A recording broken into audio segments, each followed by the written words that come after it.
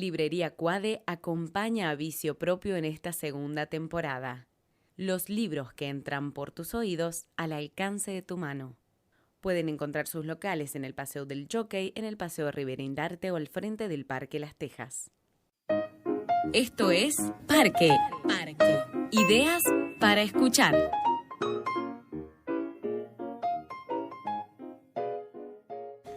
En las memorias de Joseph Grimaldi, el libro de encargo que aceptó Dickens en su primera juventud sobre la vida del que probablemente fue el payaso más célebre de su tiempo, se relata un episodio fantástico.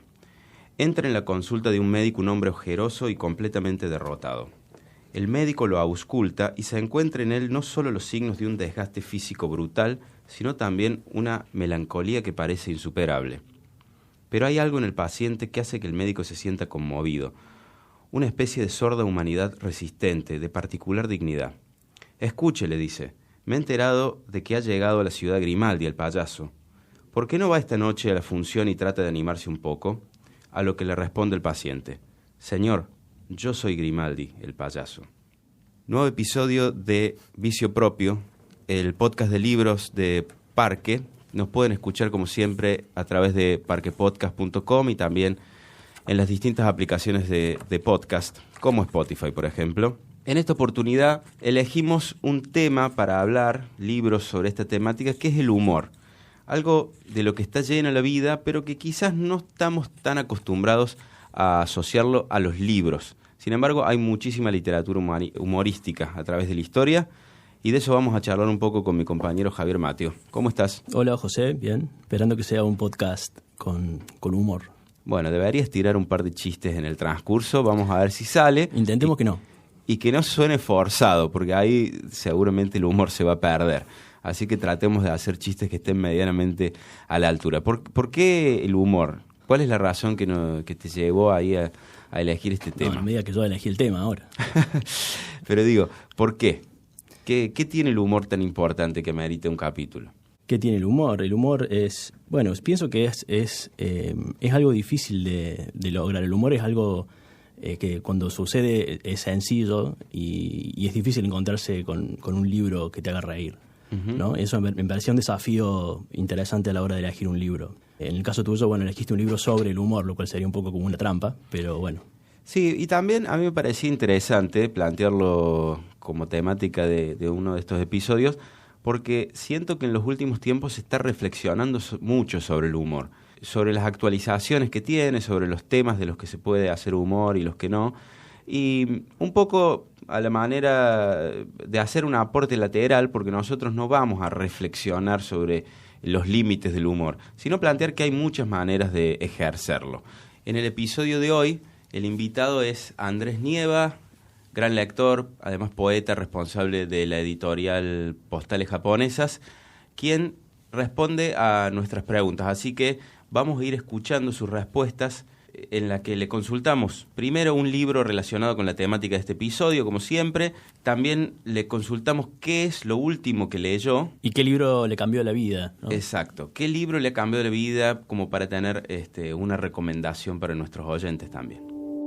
Un libro de humor que recuerdo fue Bartleby y compañía, del español Enrique Vilamatas, y se refiere a los escritores que dejan de escribir y tiene algunos pasajes con bastante humor. Se me viene a la mente del concurso de escritores parecidos a Hemingway y que el protagonista se presenta sin parecerse en nada en Hemingway. Bueno, lo aceptan, pero está declarado que no va a ganar. Así que quiero que en primera instancia me cuentes cuál fue el libro que elegiste para hoy. Bueno, el libro que elegí es una suerte de rareza y creo que un libro del que no se ha hablado lo suficiente o que no se ha valorado lo suficiente, teniendo en cuenta que, bueno, de todas maneras es un libro importado, es un libro de Uruguay, editado por la editorial Criatura. Bien. Un libro de importantes dimensiones físicas, y son las historietas reunidas de Jorge Barlota, que es mejor conocido como Mario Lebrero, ¿no? El escritor uruguayo. Un volumen gigante que reúne toda la producción historietística de Lebrero, que ya de por sí como escritor era un escritor raro, Y esto se podría decir que es como la rareza de un raro, ¿no? Ujú. Y Lo bueno, estoy viendo acá sobre la mesa, tapa dura, de, como decías vos, grandes dimensiones. ujú. Y bueno, una obra gráfica que es humorística, ¿no es cierto? El humor atraviesa todo el libro, un humor, como decías recién, un poco de los límites del humor. En este caso, bueno, es un humor surrealista, es un humor que atraviesa todo, desde lo existencial hasta lo sociológico, muy propio del hebrero, ¿no? Que es alguien que parecía escribir como desde afuera, ¿no? Claro. Y bueno, durante mucho tiempo era muy, muy difícil conseguir este tipo de material, y acá está entero, ¿no es cierto? Y Si reivindicado, digo, el hebrero reivindicado en los últimos años, ¿no? En la última década, podríamos decir. Sí, porque durante una mucho reedición- tiempo el hebrero fue un escritor secreto que Claro. circulaba en ediciones tiradas pequeñas, Ujú. ediciones... y después, casi en coincidencia con su muerte, incluso después de su muerte, no sé si fue a fines de los 90, principios de la década del 2000, ahí empezó a circular y bueno, y hoy es considerado un escritor importante, sobre todo por su novela Luminosa, que fue una de sus Claro. últimas, Ujú. fue su última novela, una novela que recomiendo leer. Y bueno, es el periodo más autorreferencial de él. Hablar de la obra literaria del hebrero sería extenderse un montón, puede más o menos decirse que está dividida en 3 partes, pero esta obra sería como una cuarta parte, si querés. Sí, la menos conocida. Sí, también. que uno puede relacionarlo a lo mejor en algunos casos con Copy, por ejemplo, ¿no? Sí. Con La mujer sentada, Ujú. con ese tipo de humor. Pero yo creo que tiene otras particularidades, y que esa comparación sería más bien anecdótica. El libro reúne, bueno, más o menos para hacerte un resumen, al principio hay unas historietas muy sueltas, unos dibujos medios rústicos, con un elefante que se va formando, que después va a ser su llanero solitario, que es un elefante con un antifaz y un sombrero, Ujú. que bueno, eso sería por ahí lo más comparable con Copy junto con El Santo Varón, que ahí ya los primeros cómics están dibujados por el mismo lebrero, y El Santo Varón y Los Profesionales están dibujados por un ilustrador que se llama Lisan. Bien. Y lo más interesante me parece que es una parte inédita, que son las aventuras del ingeniero Strudel, se llaman, que es como la historieta más caótica del volumen. Tiene incluso un hallazgo, que es un librito a colores que se llama Las nuevas aventuras del ingeniero Strudel con los papeles recortados. Sí. Y ahí se genera una cosa discontinua, porque parece que uno estuviera leyendo algo de hoy, ¿no es cierto?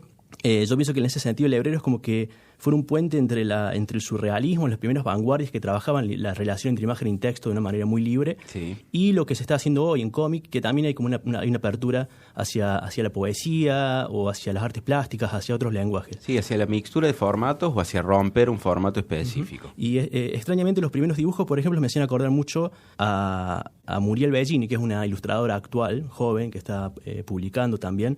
Entonces este libro tiene esa cosa como de un tiempo raro, ¿no? Como que pareciera nada, como si fuera borroso, como si no perteneciera, no estuviera en el pasado tranquilo, ¿no? Sino como que estuviera dialogando con el presente. Así que, bueno, yo recomiendo mucho este libro, que como dije recién al principio, por lo menos no he leído muchos textos sobre el libro, y me parece que vale la pena reconsiderar esta dimensión del hebrero, que por ahí, bueno, se ha hablado mucho de su novela Luminosa. Y después también es interesante la otra lectura, leer sus otros libros a partir también de la influencia de la historieta en su narrativa, ¿no? Textos Claro. como Nick Carter, por ejemplo, que tienen mucho de cómic, ¿no? Ujú.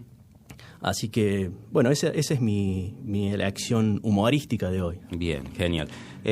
Recordamos que en esta segunda temporada de Vicio Propio nos acompañan los amigos de Francis, un bar coctelero que es divino para tomar algo, con muy buena oferta de bebidas, pero también para sentarse y leer, porque tiene unas mesas que son muy amistosas para todo aquel que tenga ganas de, no sé, tomar un aperitivo y ponerse a leer. Recordamos también que está justo al lado de otros grandes amigos que son del Volcán Azul, Galería Barrio, ahí en Güemes, a Chávez Rodríguez al 260, así que para todo aquel que tenga ganas de tomar un buen cóctel y sentarse a leer algo interesante, esos dos locales siempre son una muy buena opción. El último libro que leí, pero en realidad es el que estoy leyendo, es Mis modelos de conducta de John Waters, El rey del trash. Y bueno, son unas crónicas, ensayitos muy, muy buenos. Hasta ahora leí 3. Uno que habla de Tennessee Williams, que está muy, muy bueno, que es el otro costado de Tennessee, como era él en su vida privada, y el de Manson, que lo estoy leyendo y pinta muy bien. Estábamos hablando del humor y de esta idea de romper con los formatos, con las estructuras, y el libro que yo traje, que no es de lo que leí, porque después quiero comentar lo que leí al comienzo, ese fragmento, el que tengo ganas de comentar ahora es de Ariel Magnus, que es un escritor argentino que a mí personalmente me gusta mucho, porque es raro, es una especie de... no es tradicional en el sentido de que no escribe únicamente narrativa, sino que también es un muy buen ensayista. Hace relativamente poco publicó una biografía de Juan Filloy, que vos la comentaste, vos lo entrevistaste, de hecho, por esa biografía de Filloy. Y bueno, Magnus trabaja mucho con el humor en su narrativa, así sea no ficción o no ficción. Y el libro que quiero comentar, por el cual me parece que tiene una relación muy directa con el humor absurdo, se llama La cuadratura de la redondez, y es una especie de falso ensayo o una especie de ficción ensayística, en el sentido de que un narrador nos cuenta que encontró en los archivos de su computadora, cuando lo llevó a arreglar, una suerte de tesis de un filólogo cordobés que se llama Attila Schwarzman, y que es una especie de leyenda, Attila Schwarzman, porque ya no existe más. Y entonces, el archivo que encuentra esta persona en su computadora, esa tesis, está a la vez intervenida por otros académicos. ¿Y de qué se trata esa tesis? Una interpretación personalísima de las letras de Los Redonditos de Ricota, de Patricio Rey y sus Redonditos de Ricota. ¿Qué combinación? Una combinación muy extraña. Dicho de esta manera, suena un poco como metanarrativo, y lo tiene un poco. Pero Magnus lo sazona mucho con pinceladas humorísticas, como bueno, ya ha demostrado en otras obras geniales que él tiene, como por ejemplo una novela que se llama Un chino en bicicleta, que esa sí es una novela tradicional. De hecho, creo que ganó un premio muy prestigioso, La otra orilla. Sí, un libro que ya no se consigue, me parece. Es un libro que editó el sello Norma hace muchos años, y después reeditó, creo que Interzona, justamente, del que también pertenece La cuadratura de la redondez. Entonces, el libro se basa en un análisis muy sesudo, de las letras de Los Redondos de forma cronológica, es decir, comienza analizando los primeros discos, Gulp, Octubre, hasta llegar a los últimos, como por ejemplo Último Bondi a Finisterre, un Momo Sampler, etc. ¿Qué es lo que tiene de interesante?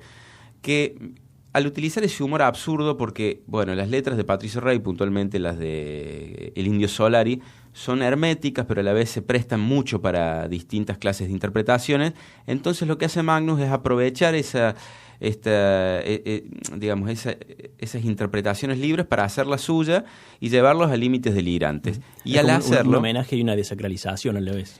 Claro, es una desacralización, pero también es una manera de satirizar varios discursos a la vez. ¿Por qué? Porque satiriza al de la crítica musical clásica, que le gusta siempre sobreinterpretar, y también a cierto academicismo al momento de plantear tesis, ¿no? Tesis de posgrado, de grado o tesis doctorales, en las que siempre la prosa tiene una estructura muy rígida. Entonces juega con todos esos discursos, tiene un tipo de humor capuzotiano por momentos. Por ejemplo, tal Attila Schwarzman plantea que Cristóbal Colón es el primer ricotero de la historia porque fue el primero en decir que el mundo es redondo, por ejemplo. Pero bueno, en esta interpretación se cruzan muchos estilos, y yo también creo detectar por ahí una burla muy sutil y muy elegante a esa clase de filósofos de Argentina que se meten con la cultura popular, como puede ser Pablo Alabarces, o en su momento también Alejandro Rosichner, hoy que pertenece al gabinete de la presidencia, pero que en su momento Rosichner le gustaba mucho analizar las letras de rock a través de lecturas filosóficas por ahí un poco laxas, pero que recuerdo que tenía una columna en el programa de Pergolini y de hecho sacó un libro sobre eso. Magnus toma esa ensalada de referencias y crea este libro rarísimo. Una multisátira. Claro, es un libro raro, muy divertido, muy entretenido, y que, bueno, en el que el humor lo sobrevuela todo el tiempo bajo esa presunción de seriedad académica. Uh-huh. La verdad es que es muy divertido, como dije. ¿Y se consigue el libro? Interzona. No sé si hoy se consigue, porque no es una novedad, ya debe tener 6 o 7 años, pero lo editó Interzona, que es un sello argentino, es decir, que no es tan difícil de consultar ahí en la web para ver si lo encuentran por ahí. Uh-huh, perfecto. Bueno, voy a hablar un poco del bonus track que traje, que no se puede decir que sea ya es ficción, propiamente dicha, son relatos. No se puede decir que sean relatos que te generen una carcajada, pero sí tienen momentos graciosos, tienen momentos entretenidos, y yo creo que lo más interesante es que todo el libro tiene como una gracia, ¿no? Está como que el libro estuviera investido de una gracia perpetua, ¿no? Más, una cosa entre el humor y la felicidad. La escritora es Lucía Berlin y el libro se llama Manual para Mujeres de la Limpieza, un libro que estuvo cuando se publicó hace un año y medio. Sí, 2016 me entre parece. los mejores libros del año. Muy comentado, sí. Uh-huh. Igual que su edición anglosajona, ¿no es cierto? Algo triste por un lado porque ella muere en el 2004 siendo prácticamente desconocida. Y esta obra viene a un poco como ajustar las cuentas, y bueno, la crítica la puso muy alto como entre las mejores cuentistas anglosajonas del siglo XX. Fue comparada también con Chekhov, con Carver, y realmente los cuentos no tienen desperdicio, ¿no es cierto? Y bueno, hablar del libro es hablar de la vida de ella, porque todos los narradores son mujeres, sí. Y atraviesan todas las vicisitudes de la vida de ella, que fue una vida muy excéntrica, muy particular. Ella nace en Alaska, lo cual ya es una excentricidad. En el año 36 era hija de un ingeniero de minas, entonces le tocó viajar por todo el territorio estadounidense, vivió en la frontera, vivió en Chile, perteneció a clase alta, después también padeció problemas económicos, una adicción al alcohol, tuvo varios matrimonios, tuvo varios hijos que ella se tuvo que criar. Bueno, una vida tumultuosa. Y sus cuentos son un poco también ese revoltijo de situaciones y de personajes, por momentos muy graciosos, como dije al principio, como el caso del cuento que le da origen al título, que se llama Manual para Mujeres de la Limpieza, y que hace referencia también a ciertos escenarios que se repiten en la obra de ella, que tiene que ver con los lugares por ahí donde ella trabajó, por ejemplo, que son las lavanderías o las casas donde ella limpió también, casas en las que se dedicó a la limpieza. O también en hospitales, ¿no es cierto? Son como escenarios recurrentes en el libro. Bueno, como decía al principio, no es algo. Algunas carcajadas aparecen por ahí, y no es muy común. Creo que el talento que tiene ella es esta cuestión de ser honda, siendo leve, siendo incluso en apariencia hasta ingenua, ¿no? La prosa fluye de una manera muy natural. Me hace acordar por ahí a narradores argentinos como Sara Gallardo, como Evi Ward también, que tienen ese don de la singularidad, me parece, ¿no? ¿Y a vos, por qué te parece? Porque yo no lo leí, tengo muchas ganas de leerlo, a este libro de Lucía Berlin, pero a tu criterio, ¿por qué tuvo tan buena recepción? ¿Es por las temáticas que trata, por esa prosa honda que simula ser ligera, o por los temas que trata, por el humor? Básicamente es la maestría con la que escribe los cuentos. O sea, son cuentos... El estilo. Sí, el estilo, la voz, el tono, la